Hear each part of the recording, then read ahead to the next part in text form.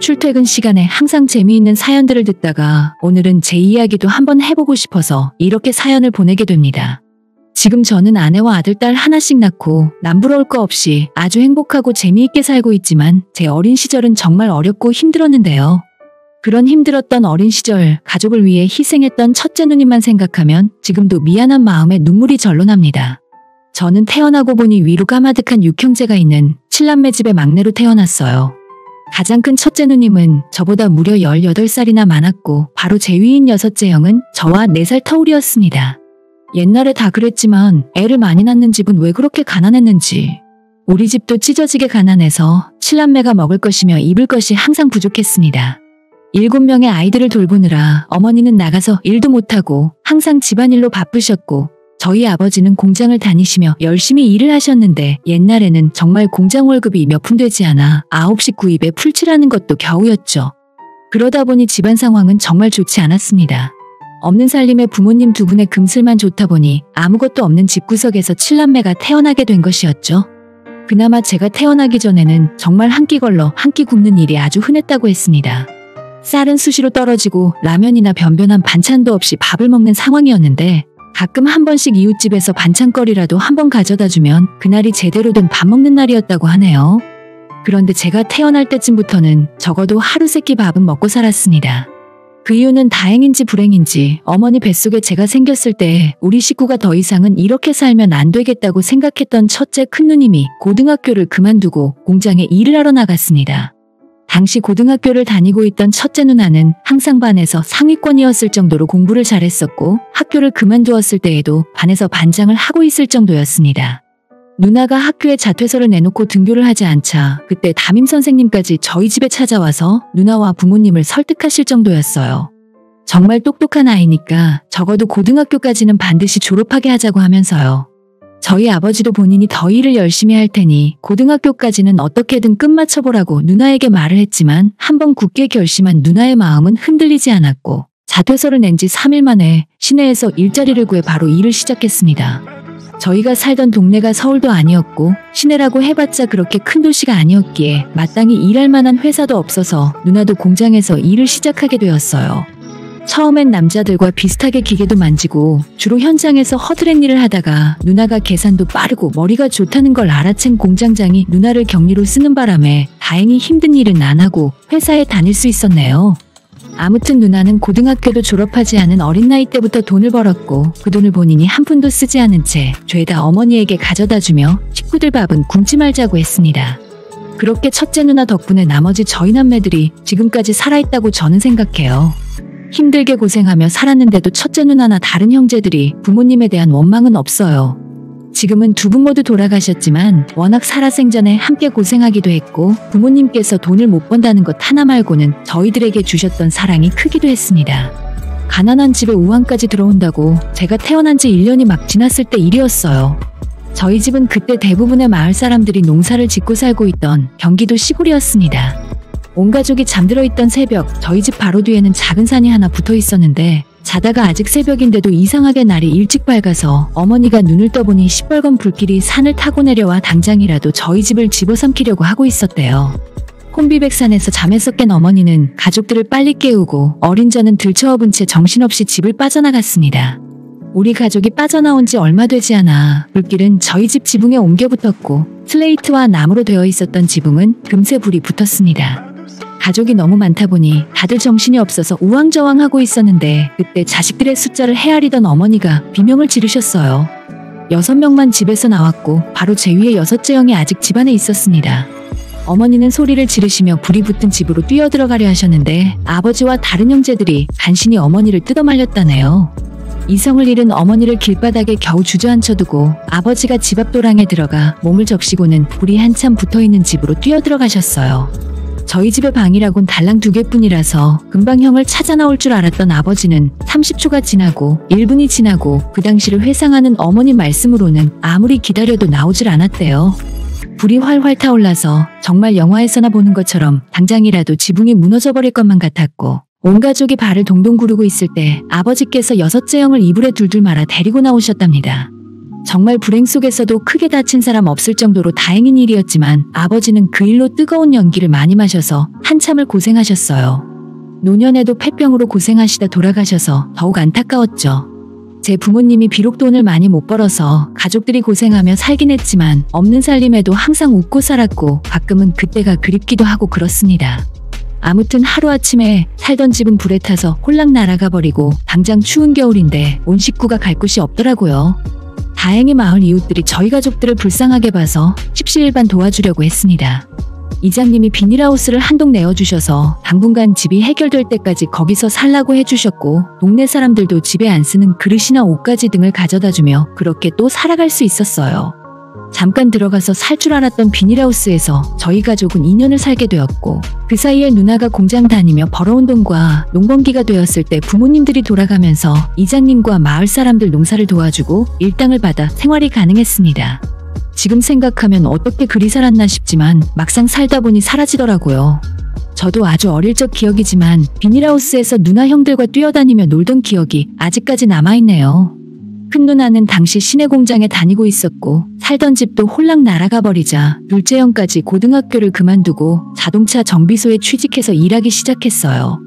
누나가 큰형에게 고등학교까지는 졸업해야 사람 취급받는다며 너는 학교를 그만두지 말라고 말렸지만 큰형은 집안의 장남이 되어서 어떻게 집안 사정을 모른 채 할 수 있냐고 일을 하겠다고 했습니다. 안타까운 현실이지만 집안의 첫째 둘째 형 누나들이 일을 하기 시작하자 그 뒤로 집안 사정도 눈에 띄게 좋아지기 시작했어요.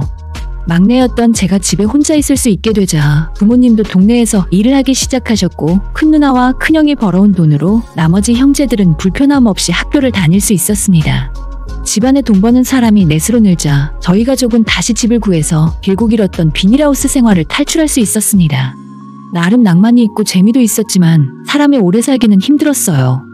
여름엔 너무나도 덥고 겨울에는 습도가 높아서 저나 일곱째 형은 피부병을 달고 살기도 했습니다. 나머지 형 누나들도 학교에 가면 비닐하우스에서 산다고 아이들이 놀려대는 동에 많이 힘들었다고 그때를 추억하고는 합니다. 제가 사는 동네가 말이 경기도였지 달구지 끌고 농사짓는 시골이나 마찬가지였어요. 1시간에 한 대가 다닐까 말까한 버스를 20분 타고 나가야 슈퍼도 있고 사람도 있는 시내가 나오는 그런 곳이었어요. 그런 시골에 살다 보니 저희는 산으로 들러 놀러다니며 자랐습니다. 봄에는 나물도 뜯으러 다니고 겨울엔 토끼도 잡았어요. 저도 어릴 적 누나들 손잡고 산에 올라가서 쑥과 냉이도 캐고 산딸기도 따던 기억이 납니다. 제가 6살이 되던 어느 봄날이었습니다. 학교를 마치고 돌아온 셋째 넷째 누나들이 집에다 가방만 던져놓고 주전자와 봉투를 하나씩 들고 뒷산으로 올라갔어요.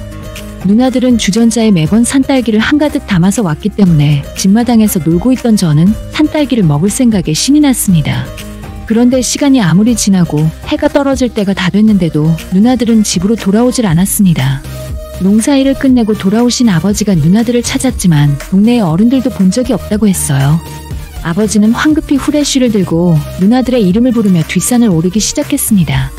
아버지까지 뒷산 너머로 사라져버리고 엄마와 저희들은 발을 동동 구르며 산 밑에서 아버지가 누나들을 찾아 내려오기를 기다리고 있었어요.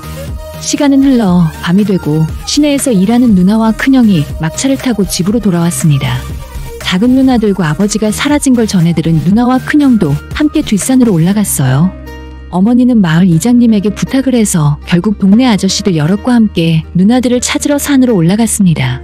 시간이 얼마나 흘렀는지 기억도 안 납니다. 한밤인지 새벽인지 모를 정도로 한참의 시간이 흐른 후에 집 뒷산에서 아버지와 큰 누나와 큰형이 내려왔어요. 큰형과 아버지가 작은 누나들을 업고 내려왔었는데 넷째는 다행히도 의식이 있었지만 셋째 누나는 몸이 축 늘어져 있었습니다. 나중에 넷째 누나한테 듣고 보니 계곡에서 둘이 딸기를 따다가 발을 잘못 디디면서 둘이 함께 계곡 밑으로 굴러떨어졌다 하더라고요. 넷째 누나는 그때 다행히도 다리만 부러졌는데 잘못 떨어져서 머리부터 떨어진 셋째는 그날 그렇게 세상을 떠났습니다. 다들 슬퍼했지만 큰 누나가 가장 크게 자책을 했어요. 자기가 맛있는 거 하나 사주지 못해서 그렇게 된 거라고, 사탕 먹고 싶고 과자 먹고 싶다 할 때 하나라도 더 사줄 걸 이라고 자책을 하며 크게 울었습니다. 지금도 1년에 한 번씩 추석이 되면 형제들이 전부 모여 고향에 있는 부모님과 셋째 누나 산소에 찾아가요. 나중에 부모님이 한 분씩 돌아가셨을 때 혼자 있는 누나의 옆으로 모시긴 했지만 처음에 누나의 작은 산소가 홀로 있었을 때는 찾아가서 많이 울기도 했습니다. 큰 누나도 항상 갈 때마다 과자 보따리를 한가득 싸서 전부 우리 셋째 먹여야 한다며 산소 주변에 다 뿌려놓고 오곤 했어요. 넷째 누나는 그 사고의 후유증으로 지금도 자세히 보면 다리를 살짝 절고 있습니다. 아픈 건 다리가 아니라 구하지 못한 셋째를 생각하면 마음이 더 아프다고 말하는데, 그래도 그 높은 곳에서 떨어져 다리 한쪽만 부러지고 살았다는 것도 어쩌면 천운이라 할 수 있겠습니다. 이렇게 저희 집안에 형제가 많다 보니 사건 사고는 손으로 셀 수 없을 정도로 많습니다. 그 와중에도 나머지 형제들이 고등학교까지라도 무사히 마칠 수 있었던 것은 큰누님의 덕이 가장 컸다고 생각해요. 지금은 돌아가신 어머니 말씀으로도 첫째는 어려서부터 영특하고 생각이 깊어서 공부를 끝까지 못 시켜준 것이 계속 한으로 남는다고 하셨을 정도로 큰누님이 다른 가족을 위해 했던 희생은 이루말로 다 할 수 없을 정도입니다. 한참 하고 싶은 거 많고 놀고 싶을 나이의 누님은 20대 내내 공장에서 일하며 벌어온 모든 돈을 어머니께 다 가져다 드렸어요. 그리고 누나가 29살이 되던 해에 갑자기 결혼하고 싶은 남자가 생겼다면서 그 남자를 저희 집에 한번 데려온 후 결혼식도 없이 혼인신고만 하고 시내에 집을 구해 나가 살았습니다. 우리 집에서 이사가기 마지막 날 아직 국민학생인 저를 혼자 따로 불러서 당시로서는 엄청나게 큰 돈인 10,000원을 주면서 했던 말이 아직도 기억나요. 내가 우리 정민이 고등학교 졸업할 때까진 뒷바라지 해주고 싶었는데 그럼 누나 늙어서 시집도 못 갈 것 같더라고. 누나 시집 간다고 서운해하지 말고 엄마 아빠 말씀 잘 듣고 있어. 나중에 놀러오면 짜장면도 사줄게. 라고 하며 제 머리를 쓰다듬던 누나의 목소리와 약간은 슬퍼 보였던 얼굴이 아직도 생각납니다. 누나는 그렇게 저희 집을 떠났고 다른 가정을 이루며 살았지만 제가 고등학교를 졸업할 때까지 누나는 계속 매달 얼마씩이라도 집으로 보내주었어요. 누나의 남편은 같은 공장을 다니던 사람이었고 처음엔 누나에게 잘해주었지만 공장에서 장갑이 기계에 빨려 들어가는 사고를 겪고 오른쪽 손가락을 2마디나 잃게 되었습니다. 손가락을 잃은 후 다니던 직장에서 그만두고 가장의 역할을 제대로 하지 못한다는 생각에 술독에 빠져 살았던 매형은 망가지기 시작했어요. 회사에서 받았던 얼마 안 되는 보상금도 전부 술 마시고 흥청망청 날려버리고 집에서 폐인처럼 살았습니다. 누나가 벌어오는 월급도 다 뺏어서 술 먹고 날려버리고 돈을 주지 않으면 누나뿐 아니라 자기 아들에게까지 손을 쓰는 지경에 이르렀다고 해요. 나중에 큰 빚까지 져가며 노름을 하며 살다가 40 초반 한참 젊은 나이에 스스로 세상을 떠나버렸습니다. 누나에겐 지옥과도 같았던 결혼 생활이었지만 막상 남편을 잃고 난 후 홀로 어린 아들과 둘이 남게 된 누나에게 세상은 만만하지 않았습니다. 남편이 남기고 간 빚은 법적으로 상속 포기를 하면서 누나에게 넘어오진 않았지만 빚쟁이들이 누나가 다니는 회사로까지 찾아왔고 결국 오래 다니던 회사도 그렇게 그만두게 되었죠. 당장 눈앞이 막막해서 하면 안 될 나쁜 생각도 수차례 해봤지만 차마 엄마로서 사람으로서 할 짓이 아닌 것 같아 이악 물고 살기로 했대요.